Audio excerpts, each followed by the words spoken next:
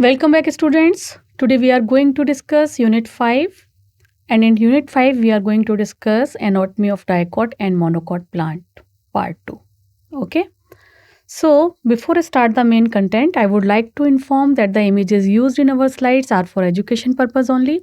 We respect intellectual property right of the original creator and owner of these images. If you are the owner of any of the images used in this PPT, have any concern, any issue, please contact us at sathee@iitk.ac.in and we shall remove the images.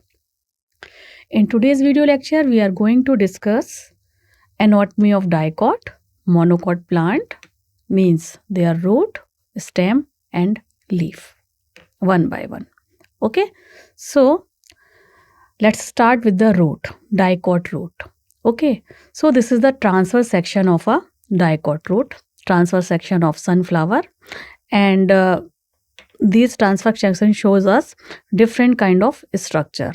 Okay, what is the outermost layer? What is this outermost layer? This is the epidermis containing root hairs. As this one is root, obviously root hairs are present on the outer covering. Okay, and these root hairs are unicellular in nature. Okay, so epidermis, outermost layer with unicellular root hairs, followed by cortex. And as you can see over here, these are spherical type of cells having intracellular space within it. So, what kind of cell is this? These are parenchymatous cells. Already we have discussed this in part 1, type of cells, parenchyma, sclerenchyma and so on. Okay, so these are spherical oval shaped structure with some intracellular space. So these are parenchymatous cells, and this multi-layer of parenchymatous cell is known as cortex. So outermost layer epidermis followed by cortex. Clear? And after cortex, there are certain other specific type of cells. Collectively, we can use the term stele. Okay, and this stele include all the tissue present inside this pink color circular layer. And what is this pink color circular layer? This is known as endodermis. Okay, so all the tissue present inside the endodermis like pericycle, vascular bundle and pith, these all are comes under stele. Okay, so this is the outermost layer, endodermis, right? And then, and as you can see, this endodermis pink color layer, these are highly compacted one and barrel shaped structure. So this is not the another type of tissue. This is the innermost, as cortex start from just after the epidermis. So this is the innermost layer of the cortex. Okay, that's why it is written over here, innermost cortex layer with barrel shaped structure having no intercellular space. There is no intercellular space. So this is the endodermis. Okay, followed by pericycle, right? So this thick walled parenchymatous cells. This is just, these are present just inside the endodermis, pericycle, and these are thick walled parenchymatous cell. These are present just next to this endodermis, this blue one. Clear? Okay, and this pericycle initiate lateral root, and this is the property of dicot, lateral root, vascular cambium, right, which will develop in secondary growth, during secondary growth of the plant, right? So this pericycle or thick walled parenchymatous cell which are present just next to endodermis, this pericycle sky blue one is mainly responsible to initiate lateral root formation and for vascular cambium growth during secondary growth. Clear? So outermost layer epidermis followed by multi-layer space which is known as cortex. These are having intracellular space, right? And in the innermost layer of a cortex is known as endodermis, sorry. These are the compact one. There is no intracellular space and these are barrel shaped, right? And just after the endodermis, all the tissue, all the different type of cells are present. These are known as stele, and in stele this is sky blue one is the pericycle, which are containing thick walled parenchymatous cell. As you can see, there is thick walled as compared to other cells, right? And these are mainly responsible to produce lateral roots and vascular cambium. And pith, these are the small cells present on the center, right? And conjunctive tissue, these are again parenchymatous cells which are present in the xylem and phloem. These are present in the xylem and phloem. This is xylem, red one, and this is phloem. So here this is known as pith, right? And other cells which are present in between xylem and phloem, red one xylem, right? So these are present within xylem and phloem. Now next is vascular bundle. Vascular bundle in dicot root are 2 to 4 in number. 2 to 4 in number. This is the specific quality of dicot root. These are 2 to 4 in number, vascular bundle, in which 2 to 4 xylem and phloem patches are there. Okay, as this one is dicot, so cambium ring must be there, right? And this cambium ring develop between xylem and phloem. Okay. Now next is monocot root. This is monocot root, comparatively less number of root hairs. As you can see there in dicot root, more than so many hairs you can see in that transverse section, while here comparatively less number of root hair. And the outer layer is same epidermis. So this is similar with if we compare it with the dicot. So anatomy of epidermis and cortex, and then followed by endodermis, which is the last layer of cortex, this endodermis, right? Pericycle, vascular bundle, pith are same. But what is the difference between monocot root and dicot root? This monocot root is having 1, 2, 3, 4, 5, 6, 7. 1, 2, 3, 4, 5, 6, 7, 8. Means more than 6 xylem bundles, while there 2 to 4.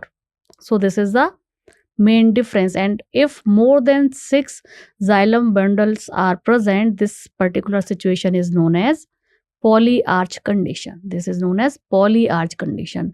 So polyarch condition is the unique feature of monocot root. Okay, more than 6 xylem bundles. And in this monocot root, pith are large and well developed, and there is no secondary growth, as these are the root belong to monocot class, monocotyledon. Okay, so no secondary growth is there in monocot, so no secondary growth, no cork cambium, nothing. Okay, so this is the difference. What is the difference? Xylem bundle is more than 4, 6 to 10 we can say. Pith is well developed and there is no secondary growth. Remaining structure is same as these are present in the dicot root. Now let's compare dicot stem with monocot stem. Okay, so in dicot stem, as you can see, this is the picture of dicot stem. This is the outer layer known as epidermis, right? This is the epidermis, followed by light green color cortex. Okay, so one by one let's discuss. Outer covering, epidermis. This is dark green color, epidermis, and this is the protective layer. And this is the protective layer, so it contains a thin cuticle waxy layer on it, which just to avoid water loss. Okay, it also contains trichomes and stomata. Presence of trichomes, just like root hairs, hair like structure which is present on the stem is known as trichomes. These are present on the stem, and some stomata. Right. Just after the epidermis, what is the name of next layer? Cortex. This is present in the light green color. Right.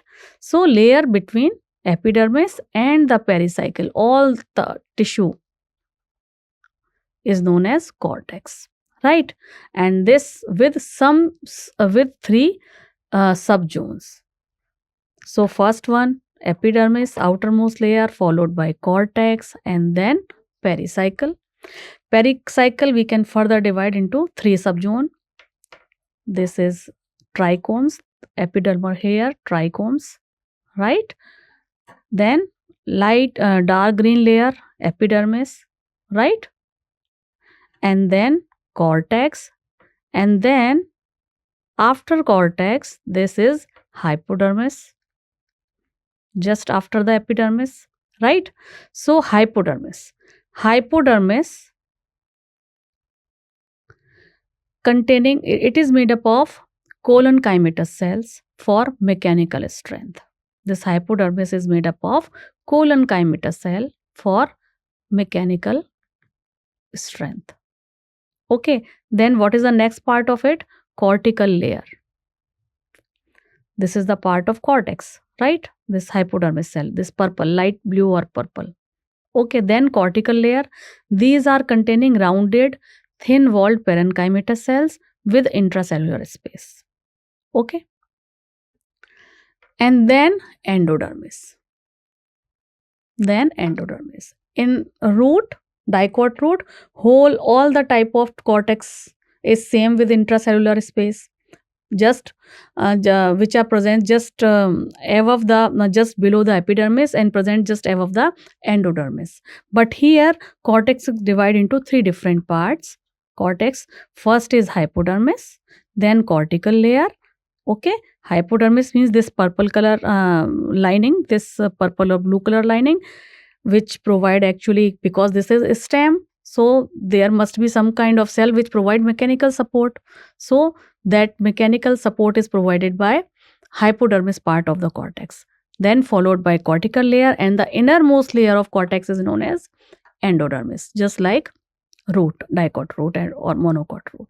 Okay, so this is the innermost layer of cortex, which is rich in starch grain. Okay, and that's why we can also use the term starch sheath for the same. This is the again transverse section. These are trichomes, followed by epidermis, outermost layer. Okay, then colon-chymatous, hypodermis, parenchymatous, and this is the endodermis. This is the innermost layer. This all three is known as cortex. First is hypodermis और colon-chyma लिखा हुआ है यहाँ पे, then parenchyma or cortex layer, and then innermost endodermis, which contains starch grains, right? And then pericycle starch. This pink color is pericycle, which is present just inside the endodermis. This is the endodermis and just present inside the endodermis. Okay, so pericycle present inside the endodermis and above the phloem. This blue color is phloem. So this pericycle is present just inside the endodermis and above the phloem as semilunar sclerenchyma patch, right? And then medullary ray. These are present radially and radially placed parenchyma between vascular bundle. Okay, and then vascular bundles. These vascular bundles are arranged in ring. Okay, and conjoint means xylem and phloem on the same ring. Conjoint, open means presence of cambium. So cambium is present over here. Open means presence of cambium with end arch protoplast. Rx is a term. R means root, X means exarch. I told you this in the part 1. So exarch position is present in the root. So obviously just opposite to exarch means end arch position is present in the stem part. End arch means protoxylem is present in the endocyte, inner site, right? So protoxylem is present on the inner side, metaxylem on the outer side. This position is known as end arch. RX से हमको ये याद रखना है, right? And then followed by pith, which is present on the center portion of the stem with rounded parenchymatous cell and large intracellular space, which is the feature of it. Now let's discuss monocot stem and compare this monocot stem with the dicot stem, right? So in monocot stem there is no trichomes, only epidermis is there, followed by cortex upper part means hypodermis, right? And this hypodermis is sclerenchymatous in nature, right? And it is having many scattered vascular bundle. As you can see, these are not in a ring, these are present in a scattered form. So scattered vascular bundle, each with sclerenchymatous bundle sheath, large, conspicuous and parenchymatous ground tissue. This green one is ground tissue having intracellular space in it. As these are parenchymatous in nature, so obviously intracellular space must be there. Okay, so here what is the difference? These are not in a ring, not in a conjoint form. There is no, these are closed one. There is no cambium growth. Okay, second, there is no secondary growth because it belongs to monocot. Secondary growth is not present in the monocot stem, as well as it is not present in the monocot root, right? So its vascular bundle are scattered in nature. Okay, so these are closed. Closed means there is no cambium. Conjoint. Conjoint means, already I told you, conjoint means both the things. Xylem and phloem are present in the same circle, but these are scattered one. Peripheral bundles are smaller, and as you can see, peripheral bundle are smaller in nature, while inner one are bigger one. Okay, phloem parenchyma is absent, water containing cavity within the bundles. Now let's discuss dicot leaf, and further we will compare this dicot leaf with the monocot leaf. So dicot leaf, there is a term used, dorsiventral leaf, means its dorsal side and its ventral side are different. These are having some kind of difference in structure. That's why dorsiventral. Okay, so as you can see over here, this is the upper epidermis. On the upper epidermis, a fine covering of cuticle is there, and that cuticle contains some amount of trichomes also, right? And this is the main tissue known as mesophyll. Mesophyll further divide into two different types, spongy mesophyll and palisade mesophyll.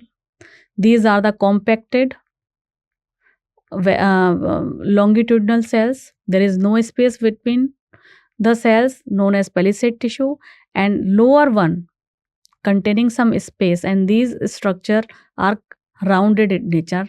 That's why it is having a spongy in nature, so spongy mesophyll, right?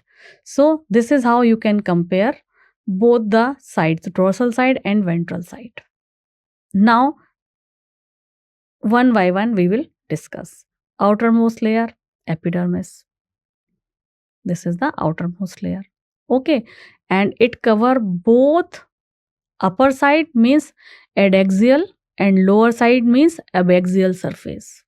Epidermis is present on the upper side and lower side. But this abaxial side means lower epidermis generally have more stomata.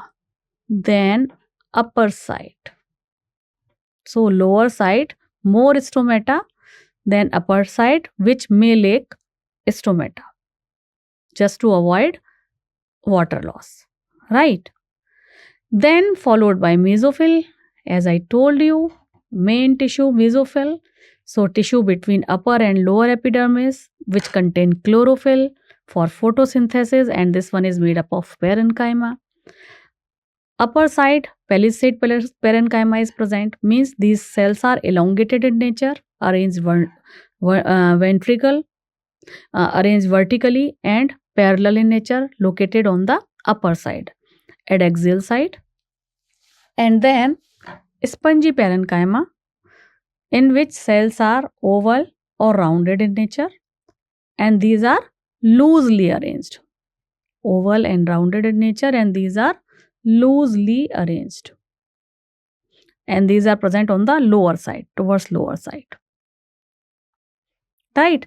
And the vascular system, as you know, in a dicot leaf structure are like this.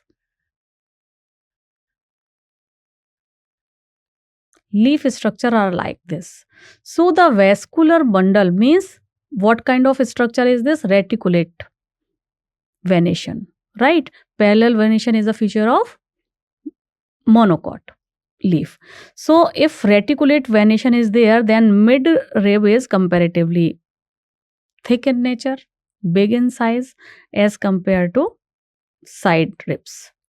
So the vein vary in thickness in reticulate venation.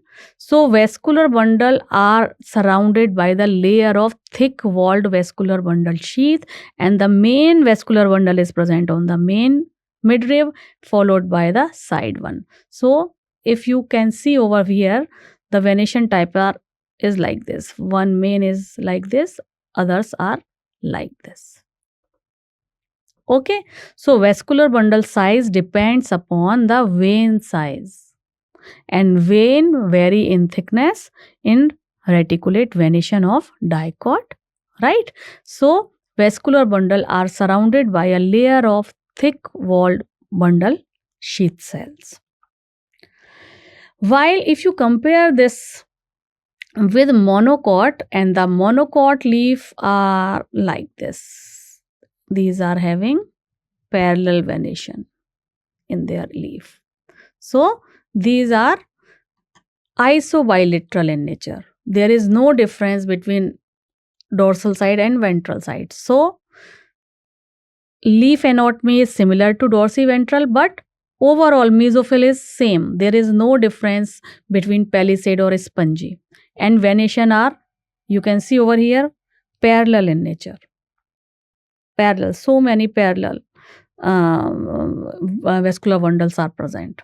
Okay, so outer layer, waxy layer, cuticle, followed by epidermis. Okay, and the stomata is present on the both the surface upper and lower. Mesophyll, it is not differentiated into palisade and spongy.